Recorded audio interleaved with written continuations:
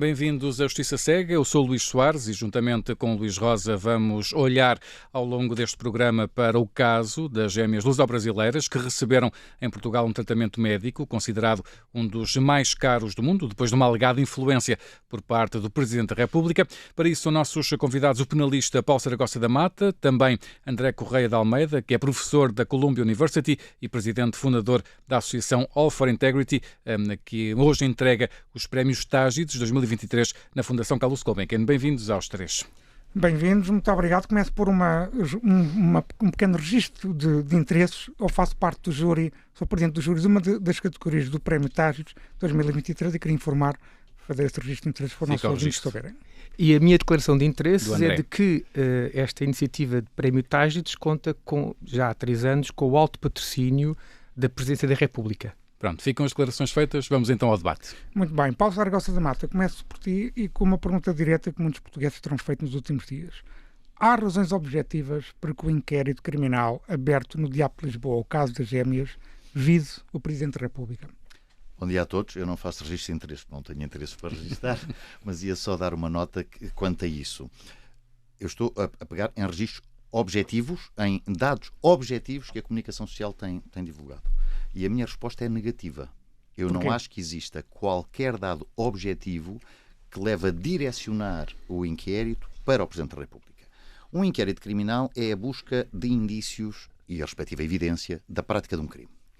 Se nós entendêssemos que num crime deste tipo, que parece ser um crime de tráfico de influências, mas até pode ser um crime diferente, não é? Podemos pensar em coisas mais gravosas, mais negras.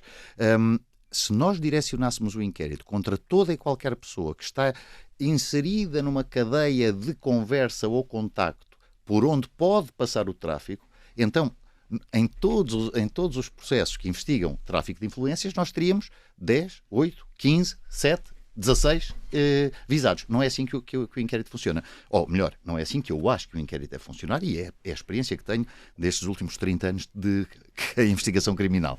E que é o Ministério Público analisa objetivamente a situação, vê a intervenção de uma pessoa, vai investigar essa pessoa e outra a seguir, e outra a seguir. Ora, eu chamo a atenção, tem sido descurado ou tem sido vista ao contrário a cadeia que interessa a este problema. A este problema deve-se começar por baixo. Exatamente, por quem tem o poder de decisão e por quem tem, obviamente, o poder hierárquico sobre a tomada de decisão. Exatamente. Bem, mas vamos supor, só para as pessoas, para os nossos ouvintes perceberem como é que funciona um eventual inquérito do Presidente da República, que é algo extraordinariamente especial. Vamos supor que, por hipótese, existiam indícios suficientes para abrir o tal inquérito criminal contra o Presidente da República, neste momento o professor Marcelo Rebelo de Sousa. A lei dos crimes de responsabilidade dos titulares, de responsabilidade criminal dos titulares de cargos políticos, diz claramente que o Presidente responde perante o plenário do Supremo Tribunal de Justiça por crimes no exercício das suas funções, mas que a iniciativa cabe ao Parlamento mediante proposta de 1/5 e deliberação aprovada por maioria dos 2/3 dos deputados em efetividade de funções.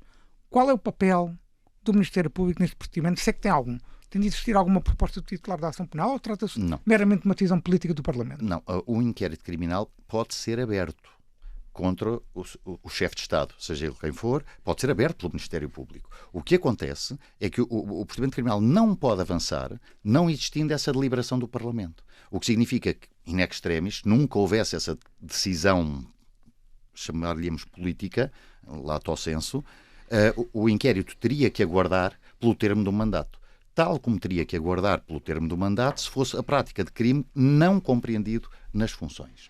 E, portanto, a lógica é, o Ministério Público pode abrir o inquérito que quiser, pode direcionar para o Presidente da República, se for o caso, nesse momento tem que parar. Obviamente que há canais institucionais em que a Procuradoria-Geral da República diria ao Presidente da Assembleia da República, temos esta situação. Como, aliás, lembramos, isto acontece várias vezes, quando um deputado tem que ser detido ou interrogado. Ou seja, se no caso em que estamos a viver agora, em que o Parlamento vai ser dissolvido, se fosse aberto esse inquérito, não poderia ser nada feito em relação ao Presidente, é isso? Enquanto não tivermos um Parlamento em exercício de funções. Exatamente. Portanto, essa é a lógica. Posso só complementar um pouco? Há pouco o Luís estavas a dizer uma coisa, a desenvolver o que eu tinha dito e acho fundamental ver isto. Há vários... Quando nós temos uma decisão por parte de um órgão da administração pública, essa decisão tem que ser analisada em dois vetores. O estritamente jurídico e aquele que se chamará jurídico-financeiro. O órgão que decide a realização de uma despesa não tem sempre competência para todos os níveis de despesa. E é uma questão que eu ainda não vi ser feita no espaço público e que deveria ser feita. É para um tratamento, para a aquisição de um bem, seja o que for, no valor de 2 milhões de euros, mais de 2 milhões de euros vezes 2, tem o Conselho de Administração do Santa Maria competência para isso ou não tem? Se não tem, quem é que tem? Será o Secretário de Estado, por competência delegada da Sra. Ministra, ou será a Sra. Ministra? Segundo problema, todos sabemos que o Ministério das Finanças está a exercer há muitos anos uma super tutela sobre todos os ministérios. Pergunta, para este tipo de despesa de 2 ou 4 milhões de euros não tinha que haver uma... Estão a perceber a minha dúvida? Eu não estou a lançar... autorização do Ministério das Finanças. Não estou a lançar anátemas, estou a explicar o que disse inicialmente. Porquê que o Ministério Público há de direcionar uma investigação ab início, contra o chefe de Estado, quando há tanta coisa para investigar antes? Claro, e aqui também é o poder de decisão, mais uma vez, o poder hierárquico que está sob escrutínio, eventualmente, do Ministério Público em primeiro plano. Obviamente, então esse é o claro. Não é? Uma última pergunta sobre esta questão de passar o André. Podemos equiparar eventuais suspeitas de crime de tráfico de influências sobre Nuno Rebelo de Sousa a esse mesmo crime que foi imputado a Lacerda Machado na Operação Influencer? Bem, eu estou a falar em termos de abstrato. Essa pergunta sim é difícil. O crime de tráfico de influências. Sim, o crime de tráfico de influências é muito interessante, é interessante no sentido da sua conceptualização. Porquê? Porque exige que alguém exerça, ou melhor, prometa ou lhe seja pedido o exercício de uma influência real ou suposta para obter uma decisão que pode ser lícita ou ilícita. E, portanto, este é o caminho geral do crime. Contrapartida? Mediante uma contrapartida que pode não ser patrimonial. E ao não ser patrimonial, eu diria que eu e o André podíamos até, vamos imaginar que um de nós está num cargo público, não estamos, graças a Deus, assim, mas também há corrupção mas isso é corrupção no setor privado, mas não é o caso. Eu até posso não ter nenhuma influência sobre o decisor, que seria o André, fazia-lhe crer que tinha essa influência e o crime está a ser praticado. Portanto, é particularmente interessante e, portanto, respondendo à pergunta que me fizeste, o crime é o mesmo que estamos a conceptualizar e partimos do princípio que era este. E, portanto, os crimes também aqui... Se calhar faltaria aqui uma contrapartida, o conhecimento de uma contrapartida. Se nós imaginarmos uma contrapartida não pecuniária, deixa de ser tão difícil. Como teríamos sempre que ponderar eventuais causas de justificação ou até desculpação, se, por exemplo, quem exerceu a influência tiver um interesse legítimo para pedir aquele favor. Não é? Podemos imaginar muitas circunstâncias. Nós estamos muito ainda no... E ainda há muito por saber. De resto, André Correia de Almeida, que está claramente, ou aparentemente está claramente demonstrado pela voz do próprio Presidente, que o processo começou em Belém por via de um e-mail do filho de Marcelo Rebelo de Sousa, que além disso foi particularmente insistente como a assessora do Presidente e também do chefe da Casa Civil para que a ajuda às gêmeas estivesse em andamento. No seu entender, André Correia de Almeida, a Presidência da República falhou ao não ter algum mecanismo de prevenção de conflitos de interesse? Bem, sinto-me muito confortável em estar aqui à frente de um penalista porque me posso, com algum conforto, distanciar-me de oferecer comentários mais técnicos sobre a questão legal. Mas relacionado com essa questão, eu gostava de olhar para estes novos desenvolvimentos. Infelizmente, não são de agora. Eu marco aí por meados dos anos 80 o princípio da degradação de muitas destas instituições públicas em torno da questão da corrupção, mas é interessante, entre aspas, outra vez a palavra interessante entre aspas, o facto de num mesmo mês, às portas de celebrarmos os 50 anos da implantação da democracia em Portugal, termos Primeiro-Ministro e Presidente da República no olho do furacão tremendo que é este.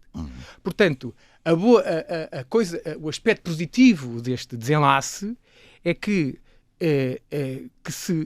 se algum exemplo ou prova ou indício faltasse que se pare para pensar o que é que se passa com este nosso sistema que se vem degradando desde há bastante tempo, e é importante não pontuarmos isto em nenhum tempo em particular.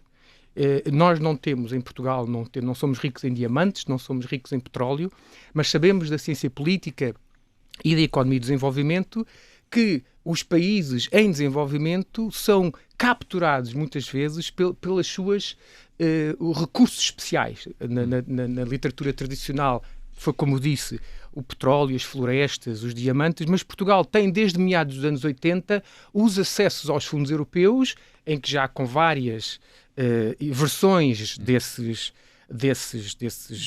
recursos, exatamente, desses recursos externos, não é? Que tornam a expressão clássica é o resource curse, aqui na tradução, esta maldição dos recursos, dos excessos de recursos, que não resultam numa produção de riqueza interna, vêm daquilo que a literatura fala dos big push, das grandes intervenções do exterior, que acabam depois de fazer o quê? Beneficiar uma pequena elite. E é neste embaranhado de relações entre o setor privado e o setor político que chegamos onde chegamos.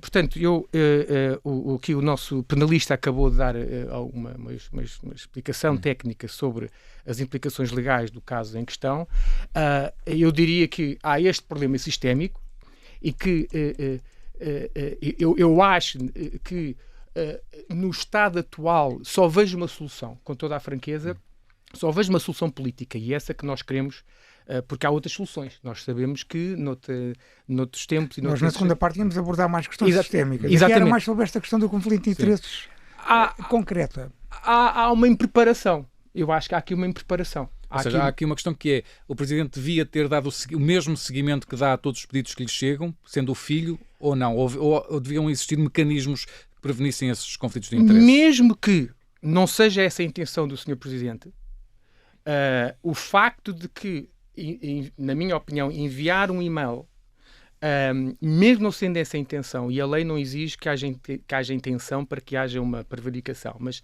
ou um problema, enfim, difícil de gestão, há uma posição de autoridade. Portanto, de facto, vindo do filho, mesmo não sendo essa a intenção, pode causar no receptor da mensagem uma pressão. Mas, portanto, eu não creio que exista uma violação da lei. Certo. Há uma questão ética que eu acho Mas essas questões éticas deviam estar prevenidas de alguma forma? Tem a ver com a literacia, para a integridade, literacia para a transparência, literacia anticorrupção, que se espera que se invista muito mais no futuro. A todos os níveis. Ou seja, se, por exemplo, o Presidente tivesse reencaminhado esse e-mail sem a referência a que vinha do filho, teria sido diferente?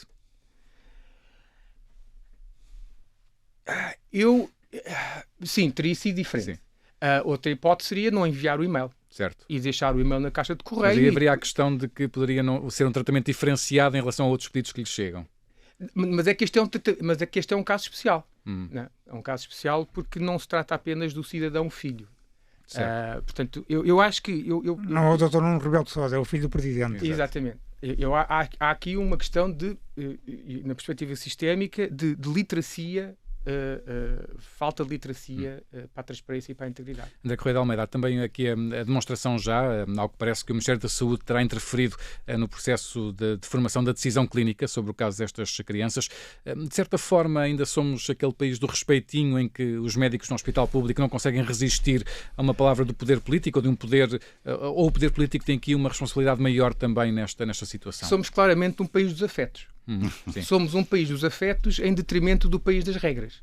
Eu vivo no espaço anglo-saxónico há quase 20 anos e portanto, são sistemas, é um sistema diferente, com aspectos positivos e aspectos negativos, mas eu costumo dizer que o sítio ideal para viver, em termos desta matéria, é os Açores.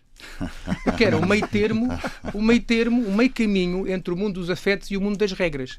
Claro que também a experiência que eu tenho nos Estados Unidos é um exagero de regras e a sociedade americana sofre de grandes déficits em termos de relações interpessoais. Mas, em termos comparativos, claramente que há uma dificuldade. Eu, por exemplo, eu sou o mais velho de 9, numa família que tem dezenas de pessoas e sinto a pressão do dia-a-dia, da opinião, do fazer e do não fazer. Há, portanto, claramente no tecido e na vivência social em Portugal e das tribos em que nos organizamos, uma pressão, um social pressure, um peer pressure evidente. E, portanto, em que se privilegia a relação pessoal, o amiguismo, a informalidade, ao orgulho de abraçar a regra.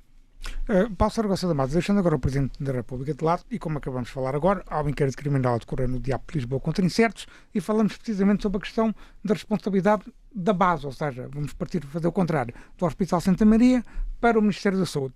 Exato. Quais seriam os crimes que eventualmente poderiam estar aqui em causa? Em primeiro lugar, do Hospital Santa Maria e eventualmente do Infarmed, e, por outro lado, da questão do Ministério da Saúde, nomeadamente a influência política para que a consulta fosse marcada. Bem, a base é sempre... É abstrato. Em abstrato, estamos a falar em abstrato com aquilo que é conhecido no espaço público, como é que isto poderia ser pensado. Aliás, só uma explicação prévia.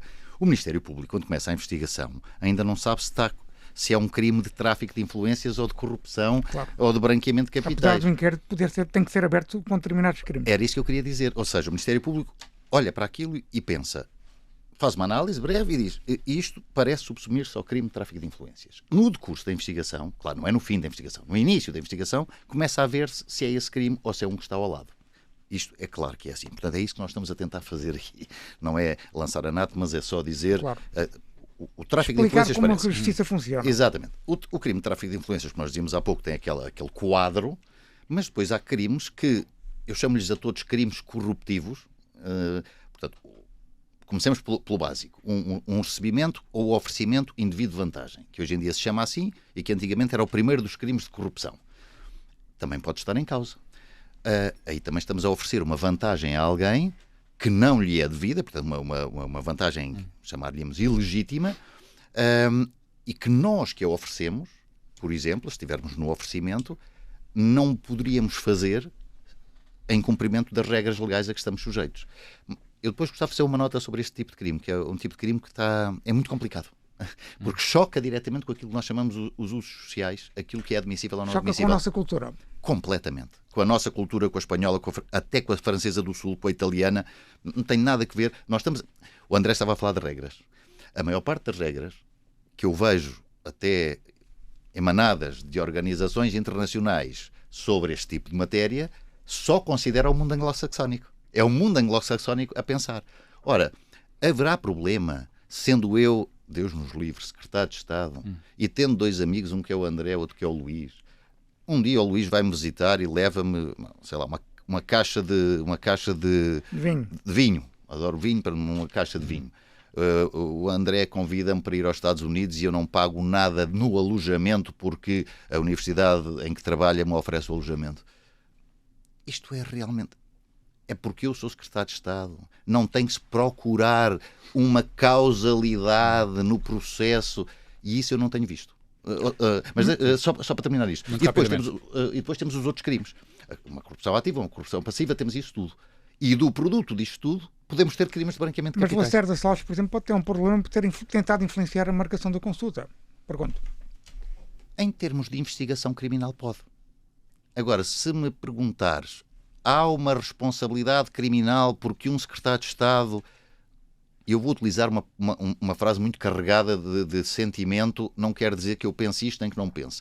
Comovido pela situação daquelas gêmeas, utiliza, lá está, a sua influência para conseguir a marcação de uma consulta. Vamos lá ver. É que o direito penal é a última ratio. O direito penal não deve ser utilizado como sal na comida. Claro. Não é? Deve ser utilizado como um antibiótico quando faz exatamente falta. E o que eu acho, e tens falado disso muitas vezes, eu próprio escrevi, acho que foi a primeira pessoa a utilizar esta expressão, que é um efeito esponja do direito penal, também desde a década de 80, como dizias, e é verdade, e nós criminalizamos tudo. André Correia de Almeida, vive nos Estados Unidos há muitos anos e assististe aos acontecimentos das últimas semanas à distância, digamos assim. Tivemos a demissão do Primeiro-Ministro após as buscas do oportuno influencer e a informação oficial de que António Costa é considerado suspeito no inquérito autónomo a correr termos no Serviço do Ministério Público no Supremo Tribunal de Justiça. E agora temos este caso das gemas que envolve o Presidente Marcelo Rebelo de Sousa. A milhares de quilómetros de Portugal, tiveste a mesma percepção de muitos portugueses de que estamos a viver uma crise nunca vista de falta de confiança nas instituições políticas do regime democrático? Chegamos ao pico de uma crise que resulta da degradação das instituições políticas há 30 anos. Eu há bocadinho referi desde meados dos anos 80. Quer dizer, desde o momento em que começa a haver acesso a riqueza que não é gerada internamente. E porquê que é importante esta questão do ser gerada internamente? Porque riqueza gerada internamente é quase por definição disseminada e distribuída, porque tem a ver com o trabalho, com o empenho dos trabalhadores, tem a ver com as empresas, tem a ver com o pagamento de impostos, tem a ver, portanto, com os diferentes atores. Riqueza que vem de fora tem que ter os seus canais de distribuição internos que começa por privilegiar elites e esta problemática toda. Portanto, para mim, para eu ser intelectualmente confortável com o debate, temos que pôr isto no tempo, e é um tempo de décadas atrás. Agora, não há dúvida que no mesmo mês termos um caso que põe Primeiro-Ministro e Presidente da República, quer dizer, a cereja no topo do bolo desta degradação. Precisamos de uma regeneração do sistema político, e de forma é que podemos fazê-la tem que beneficiar os populistas à esquerda e à direita. Eu acho que essa regeneração, e escrevi com colegas meus num livro sobre a reforma do sistema parlamentar há alguns anos, não virá da Assembleia da República. Eu estou convencido que a reforma, o tipo de reformas que o país precisa, terá que vir de um Presidente da República ou de uma Presidente da República que adote e abrace plenamente o semipresidencialismo consubstanciado na Constituição e exija, muito para além do efeito simbólico que a presidência tem e do efeito de veto, porque há poderes presidenciais que vão para além destes dois, mas que não são utilizados sob pretexto das condições de estabilidade, não é? Nós estamos ainda muito traumatizados no período pós-76, com aqueles governos todos que sucediam, e, portanto, estamos muito ainda dentro de paradigma, que se criem as condições de governabilidade. Então precisamos de um sistema presidencialista? Semipresidencialista, que já existe. Efetivo. E que não... mas com mais poderes para o Presidente da República. Bastam os atuais poderes. Isso é que é o Mas diálogo. eles não são exercidos como deviam ser? Esse confronto, esse checks and balances. Portanto, o Presidente da República, no atual sistema presidencialista, pode perfeitamente exigir à Assembleia da República definir um ou dois grandes objetivos nacionais: o fim da pobreza, pôr um português em Marte, acabar com a corrupção. Portanto, o Presidente da República tem atualmente... Isso equivale quase a pôr um português em Marte. Mas o Presidente da República acho mais difícil. tem atualmente poderes para definir um grande desiderato nacional e manter a Assembleia da República em cheque em relação a esse objetivo. Mas isso não é feito geralmente naquelas mensagens que os presidentes fazem? A Constituição diz manter o regular funcionamento das instituições. Tem-se confundido o termo regular. Tem-se confundido. A expressão regular tem sido utilizada para manter como está. Quer dizer, o regular funcionamento das instituições tem sido entendido como funcionem. Mas que reformas é que o Presidente deveria exigir? Bem, se tudo parte do Presidente? Eu acho que há uma, o do sistema de Justiça, ponto número 1. Tem falado muito um pacto para a Justiça, o Presidente, não é? Falou vários ao longo dos mandatos. Não basta falar, e os poderes da Constituição, como eu referi, e não sou um constitucionalista, mas tenho aconselhado bastante com pessoas que na área atribuem a possibilidade de o Presidente da República dizer o seguinte ao seu Primeiro-Ministro: não atingir este objetivo, não caminhar em direção a este objetivo, está a pôr em causa o regular funcionamento. O regular quer dizer bom. Sim. O bom funcionamento é que não se distingue isto. É que se utiliza essa expressão regular, mas não se utiliza como equivalente a bom. Eu, enfim, regular não quero desde que esteja a funcionar. Regular desde que esteja a funcionar, mas não é isso. Dá-me um exemplo de uma reforma na reforma da Justiça. Justiça. A questão da lei eleitoral. Por exemplo, o Presidente da República pode perfeitamente exigir que tanto a PS e PSD, que nas promessas eleitorais falam da lei eleitoral, mas que depois, quando são eleitos, quer à esquerda, quer à direita, não... O André, posso só dar uma nota aqui? O André falou de uma coisa importante, que é a degradação das instituições políticas, mas não é só políticas. É a degradação das instituições. Porque a justiça, que o André está a dizer que deveria ser reformada, e estamos todos de acordo, está tão degradada como a Presidência da República ou o Parlamento. Mas tu defendes essa regeneração da justiça também passa por um maior controle político, por exemplo, do Ministério Público? São coisas totalmente diferentes e têm que ser vistas sectorialmente. Então, Quanto ao Ministério Público, inequivocamente. Eu vou dizer numa frase e fica resolvido para o resto da nossa vida, tua e minha, que é muito simples. Nenhum Ministério Público de Espanha, Itália, França e mesmo Alemanha tem o estatuto de magistratura que a nossa tem. É simples. Cá o argumento é: ficamos na dependência do poder político. Só cá? Quer dizer que a França, a Espanha e a Itália não são Estados democráticos? Esse papão que o Ministério Público, principalmente o sindicato, traz sempre para cima da mesa, não existe. Não, deriva da lei não. Foram criando, desde 1986 até hoje, poderes. Desculpa ter-te interrompido, André, mas isto é fundamental. E mais, isto não há cá pactos de regime nenhuns, porque o PS e o PSD, como dizia o André também, quando estão na oposição querem mudança da lei eleitoral. Quando chegam ao poder já não querem. Isto é inacreditável. O mal é o sistema de partidos que temos. Por acaso, quem tem uma tese sobre o sistema de partidos é o Presidente da República. Não, e é precisamente por estas dimensões mais operacionais que falaste, que não vejo como é que seja possível pedir-se a uma entidade que se autorregule. Porque aqui, de alguma forma, o que estaria a pedir era que a Assembleia da República se autorregulasse promovendo estas reformas.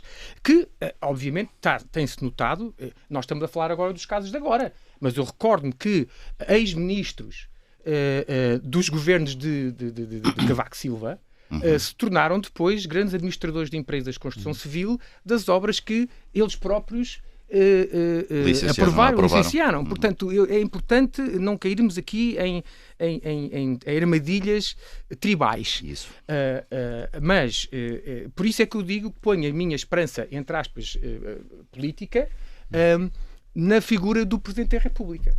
Porque não creio que a Assembleia da República podia ser também vindo dos tribunos, podia também vir da Justiça, mas tenho mais esperança num semipresidencialismo mais ativo que exija, de facto, que a Assembleia e o Ministro deliberem no sentido do bom funcionamento das instituições e não apenas do regular funcionamento das instituições. O Paulo falava há pouco do receio de um controle mais político sobre o Ministério Público, também é um receio de que o André partilha. Eu acho que isso é um receio que não deve existir. Bem, o Paulo não receia, o Paulo defende. Sim, isto é tudo muito dinâmico. Quer dizer, a minha mulher é advogada em Nova Iorque e é fascinante ver como é que a lei do Estado e a lei federal, com quem ela tem que lidar todos os dias, aquilo é tudo muito dinâmico. Quer dizer, as opiniões dos juízes vão sendo emitidas, a lei vai sendo moldada, e é um país que tem 3 vezes mais anos de experiência do que Portugal. Portanto, há aqui um aspecto de dinamismo de como é que isto tudo funciona, não é? O que é que a teoria da ciência política tem dito? É que haver independência de poderes que se vão fiscalizando, e o fiscalizar é quase o oposto dos afetos e do amiguismo. É um equilíbrio de poder. Vai haver equilíbrio, mas o equilíbrio não quer dizer entre os próprios equilíbrio poderes. Dinamismo. Portanto, não tem que forçosamente haver regras rígidas.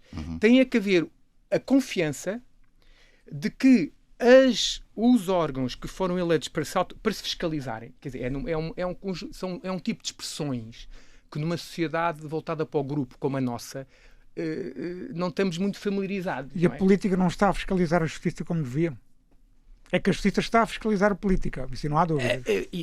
Eu diria que a política tem limitado imenso. Portanto, eu diria que a política limita imenso a atuação da justiça. Eu aí discordo totalmente. Mas posso. É que eu acho que a política não só abandonou a justiça a si mesma, há 50 anos que a política abandonou a justiça, mas pior, a política, talvez por alguns telhados de vidro, tem até algum receio de abordar alguns temas, nomeadamente o tema que tu puseste. O tema de olhar para o Ministério Público que temos e aquele que queremos ter, olhar também para a magistratura que temos e queremos ter, e olhar também para a qualidade da advocacia que temos e que devíamos ter.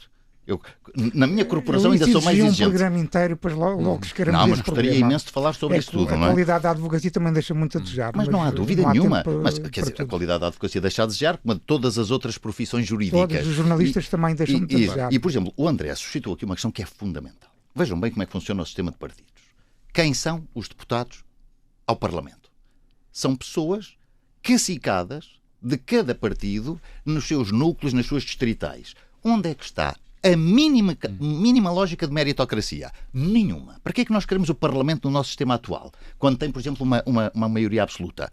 Para chancelar tudo o que o Primeiro-Ministro quer. Isto não é uma democracia verdadeira, porque não há os checks and balances de que o André está a falar, que eu acho que é fundamental. Deixa-me colocar aqui uma última pergunta que é importante, temos 3 minutos para acabar, que é, começando pelo André e depois também ouvindo o Paulo sobre a mesma questão.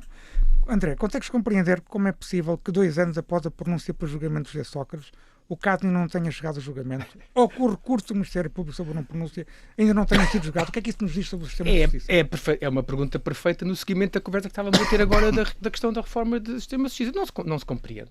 Quer dizer, não se compreende. Quer dizer, os especialistas justificarão a partir da tramitação própria que a lei define, e dos prazos. Não sei se é isso que o Paulo vai dizer agora. E até talvez da qualidade da advocacia, enfim. Mas não se compreende. Mas isso é tão mais importante quando temos um primeiro-ministro que se demite por causa de uma investigação que está em curso e que, aparentemente, afinal, não apanha tanto como se calhar parecia que apanhava? O que eu esperaria, aqui como cidadão, aliás, que é como aqui estou hoje, era que estes casos fossem estas dificuldades, tal como uma empresa se comporta quando tem estes grandes dilemas de gestão, entrega a uma consultora ou entrega a especialistas internacionais ou nacionais que existem também brilhantes, e se tentasse resolver estes assuntos, pegássemos nessas crises e as entregássemos. Alguém deveria estar a avaliar porque esta demora de 2 anos. E não sei, talvez... Eu já avaliei num artigo na revista do Observador. Paulo, mas não é normal. Esta demora é obviamente inaceitável. Claro. Agora convém não... Vamos lá ver. Há 2 problemas neste processo e aqui faço o registro de interesse, Bem, que eu sou advogado no por causa processo. dos 40 e tal recursos foram interpostos Há também. muitos recursos interpostos, o que não faz dos recursos uma coisa má. Faz da prática, eventualmente, uma coisa censurável, Esse se for o recurso é que caso. tem má fama o recurso. Exatamente, mas não, é preciso ver também que o sistema de recursos, desde 87 até hoje, tem sido sempre reduzido. Nunca foi ampliado, não é? Portanto, há essa parte e sublinhar uma coisa que é muito importante. Quando toda a gente diz, isto é também aqui para brincar com o André, é verdade, e contigo, má qualidade da advocacia, não há dúvida que há sempre profissionais maus em toda a parte. Mas nós não estamos permitidos a dizer o seguinte: a magistratura ou as magistraturas têm má qualidade. Isto não se pode dizer em Portugal. Não pode, sim, não senhor, pode. Não pode. Eu já disse isto em congresso e eu fui quase corrido à pedrada. 10, 15 colegas seus todos os dias nas televisões dizem isso. Não, mas é não. Dizem que a justiça está mal. É uma coisa totalmente diferente. Dizem não dizem que a falta de qualidade das decisões judiciais. Eu diariamente me confronto com decisões judiciais que juridicamente são erros clamorosos. Erros que eu não admitiria a alunos de faculdade a quem dou aulas. E, portanto, quando eu tenho decisões erradas, não é uma questão é um problema da categoria profissional deles e da nossa. E tal como eu previa, um especialista na área haveria de argumentar com a própria regras da tramitação. Exatamente. A justificação para este atraso. Portanto, claro. Então, vamos lá ver, esse atraso é justificável pela própria lei. Mas André, se eu entrar no debate e já estamos com muito pouco tempo, estamos mesmo a terminar este debate. Os juízes não têm o poder suficiente para recuar esses recursos, mas o Paulo vai discordar. Isso tem que ser outro, vai ter que ser outro programa. Meus senhores, Paulo Saragossa da Mata, André Correia de Almeida, muito obrigado por terem vindo ao Justiça Cega. Até à próxima. Obrigado.